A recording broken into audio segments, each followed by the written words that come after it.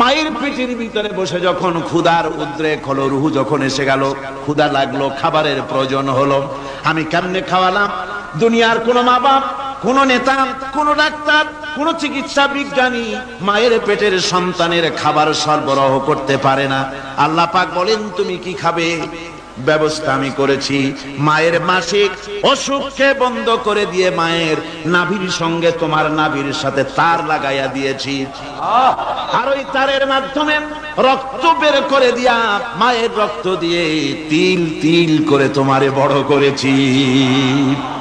রক্তটা মুখে লাগাই নাই, মুখে লাগলে পরে নাপাক রক্ত মুখটা নাপাক হয়ে যাবে। নাভির ভিতর দিয়ে পাস করে দিলাম, মুখটাকে পবিত্র রেখে দিলাম, যাতে করে দুনিয়ায় আসার পর আমার পবিত্র বানানো মুখখানা দিয়া এই দুনিয়ায় বসে তোমার আল্লাহর পবিত্র নামের জিকির করতে পারো। এমন সুন্দর করে মায়ের পিঠের ভিতরে তৈরি করলাম, হাত দিলাম, পা দিলাম, সুন্দর করে বানালাম, এমন নিখুঁত করে বানালাম, তাকায়া দেখো নিজের দিকে, সুন্দর করে বানালাম। এরপরে কি করলাম? সুম্মা নুখরিজুকুম তিফলা, বাচ্চার আকারে মায়ের পেট থেকে আস্তে করে বের করে নিয়ে আসলাম। সুবহানাল্লাহি ওয়া বিহামদিহি। আস্তে করে মায়ের পেট থেকে নিয়ে এসেছি পৃথিবীর বুকে। পৃথিবীতে যখন আসলে তখন তোমার অবস্থাটা কি ছিল? ক্ষুধার যন্ত্রণায় যদি মরেও যেতে, কান্দা ছাড়া ভাষা নাই। ভাষা আছে? কোন হুঁশ ছিল আমাদের? কোন জ্ঞান ছিল?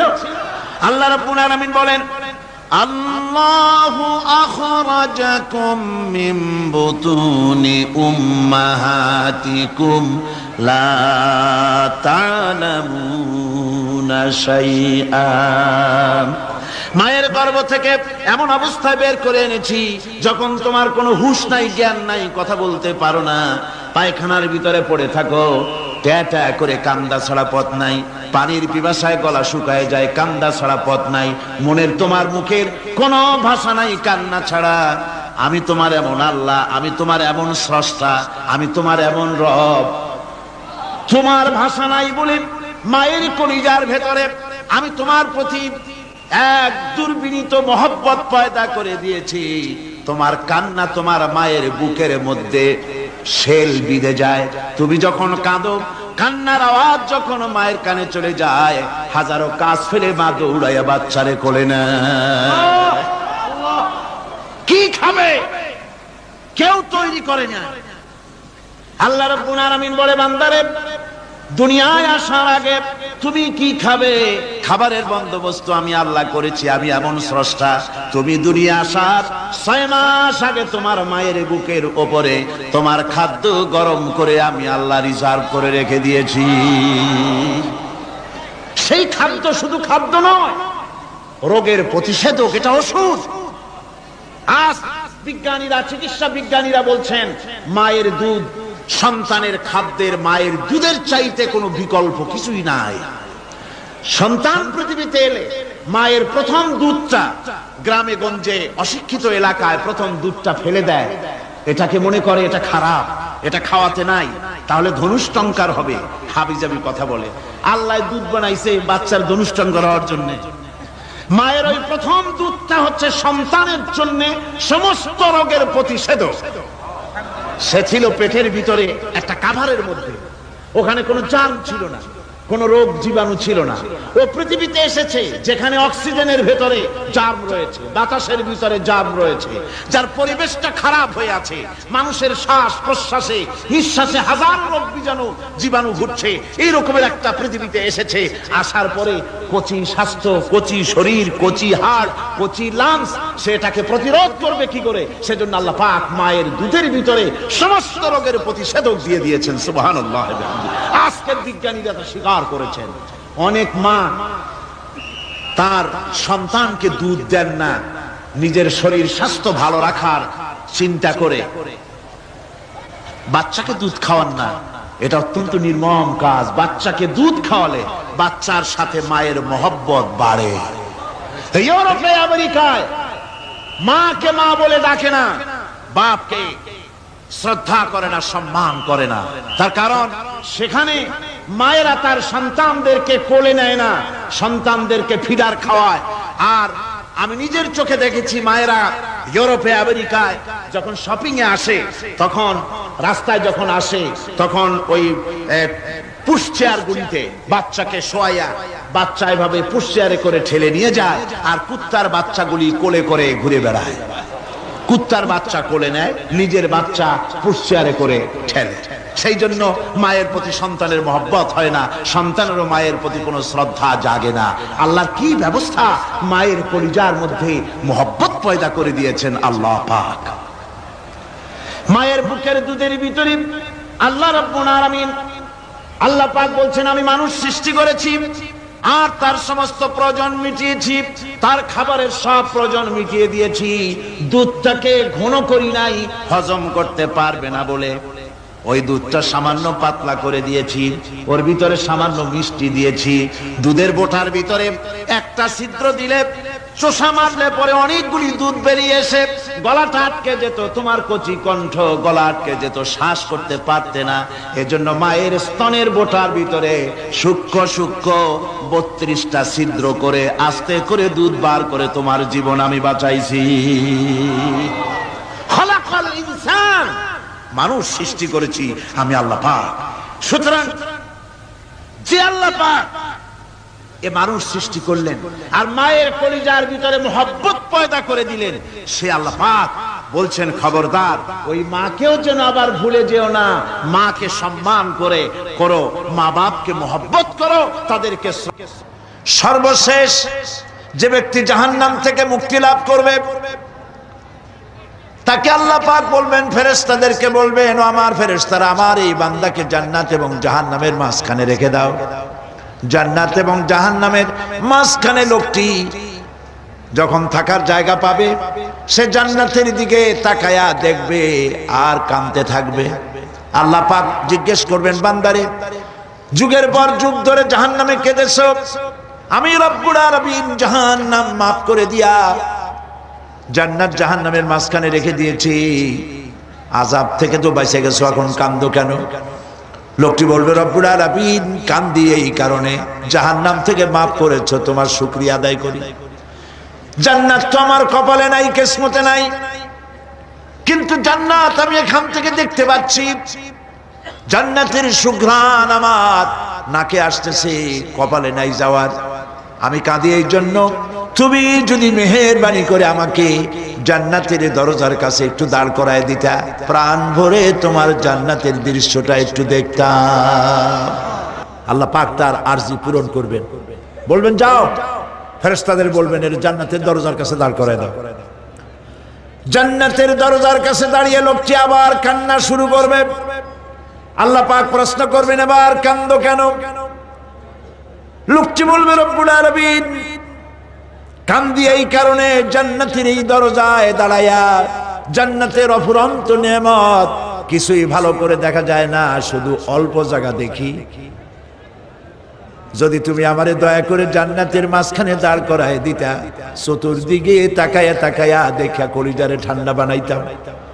তবে আমি ওয়াদা করি, জান্নাতের কোনো নাজ নেয়ামত, কোনো ফল আমি খাবো না, ধরবো না, সইব না। একটুখানি মেহেরবানি করে মাঝখানে দাঁড় করাইয়া দাও, জানলারে ঠান্ডা করি। আল্লাহ রাব্বুল আলামিন ফেরেশতাদের বলবেন, আমার এই বান্দারে জান্নাতের মাঝখানে দাঁড় করাইয়া দে। আল্লাহর নবী বলেন, জান্নাতের মাঝখানে দাঁড়িয়ে লোকটি আগের চাইতে আরো জোরে চিৎকার মেরে কাঁদতে থাকবে। আল্লাহ পাক বলবেন, বান্দারে কি হলো তোর?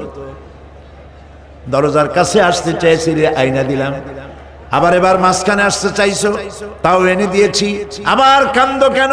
লোকটি বলবে, রব্বুল আলামিন এবার কান্দি এই জন্যে, তুমি যখন দয়া করে একটিবার জান্নাতের মাঝখানে এনে আমাকে দাঁড় করায় দিয়েছো, তুমি রহমান রহিম গফুরুর রহিম, এই জান্নাত থেকে আবার আর বাইর করে দিও না।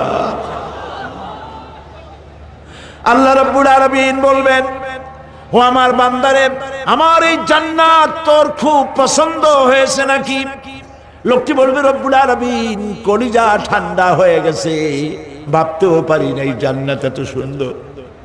আল্লাহ পাক বলবেন, বান্দারে এরকম একটি নয়, দুইটা নয়, তোর জন্য আমি 10টা জান্নাত এইরকম রিজার্ভ করে রাখছি। সুবহানাল্লাহ। আল্লাহ পাককে ভয় করে পৃথিবীর সমস্ত পাপ থেকে যারা নিজেকে রক্ষা করবে, আল্লাহ তাদের জন্য এই জান্নাত রেখে দিয়েছেন। সুবহানাল্লাহ। সেই জান্নাতের রিসিপশন আপনারা আন্দাজ করতে পারবেন না। রিসিপশন কারে কয়?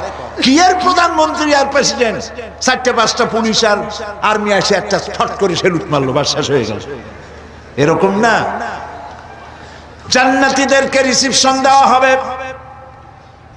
জান্নাতীরা যখন আল্লাহর হুকুমে জান্নাতের দিকে যেতে লাগবে, আর যখন জান্নাতের কাছে চলে যাবে, আল্লাহ রাব্বুল আলামিন শোনায় দিচ্ছেন, হাত্তা ইযা জাউহা ফুতিহাত আবওয়াবুহা ওয়া ক্বালা লাহুম খাজানাতুহা সালামুন আলাইকুম তিবতুম ফাদখুলুহা খালিদিন। সুবহানাল্লাহ। জান্নাতীরা যখন জান্নাতে প্রবেশ করার দরজার মুখোমুখি হবে, দ্বার রক্ষীগণ তখন বলবে, সালামুন আলাইকুম, আল্লাহর শান্তি তোমাদের উপরে বর্ষিত হোক। সুবহানাল্লাহ। দুনিয়ার টাটকা টাটকা সুখগুলি 2 পা দিয়ে ঠেলে দিয়েছো, টাটকা সুখগুলি গ্রহণ করো নাই, হারাম খাও নাই, আল্লাহর দ্বীন কায়েমের জন্য রক্ত দিয়েছো, জীবন দিয়েছো, কষ্ট করেছো, আল্লাহকে ভয় করেছো। আমাদের সালাম গ্রহণ করো, জান্নাতের মধ্যে ঢুকে যাও চিরকালের জন্য। সুবহানাল্লাহ। আর বাইর হওয়া লাগবে না, চিরকাল এই জান্নাতের মধ্যে তোমরা বসবাস করতে পারবে, আল্লাহ রাব্বুল আলামিনের ফেরেশতারা বলে দিবে। জান্নাতের মধ্যে আল্লাহ পাক হুরদের সঙ্গে জান্নাতীদের বিয়ের ব্যবস্থা করে দিবেন। কোরআনে কারিমে আল্লাহ পাক বলেন, মুত্তাকিইনা আলা সুরুরিম মাসফুফাতিন ওয়া যাওয়াজনাহুম বিহুরিন ঈন। সামনাসামনি ভাবে সাজানো সারি সারি আসন সমূহের উপর তারা ঠেস লাগায় বসে থাকবে, আর আল্লাহ রাব্বুল আলামিন হুরদের সাথে জান্নাতীদের বিয়ের ব্যবস্থা করে দিবেন। যেসব হুরের সঙ্গে বিয়ে হবে তাদের আল্লাহ পাক বিবরণ দিচ্ছেন কি রকম হবে তারা। লাম ইয়াতমিসহুন্না ইনসুন ওয়ালা জান। এর পূর্বে জিন এবং ইনসান এদেরকে কেউ স্পর্শ করে নাই। কি রকম তারা? কাআন্নাহুন্নাল ইয়াকুতু ওয়াল মারজান। যেমন ঝিনুকের ভিতরে মণিমুক্তা থাকে, এইভাবে আল্লাহ পাক তাদেরকে পবিত্র করে রেখে দিয়েছেন।